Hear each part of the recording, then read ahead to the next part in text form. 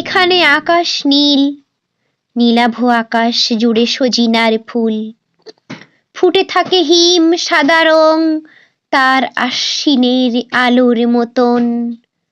আকন্দ ফুলের কালো ভীমরুল এইখানে করে গুঞ্জরণ। রৌদ্রের দুপুর ভরে বার বার রোদ তার চিকন সোনালি চুল কাঁঠাল জামের বুকে নিংড়ায়। দহে বিলে চঞ্চল আঙুল বুলায়ে বুলায়ে ফেরে, এইখানে জাম লিচু কাঁঠালের বন। ধনপতি শ্রীমন্তে বেহুলার লহনার ছুঁয়েছে চরণ। মেঠো পথে মিশে আছে কাক আর কোকিলের শরীরের ধুল।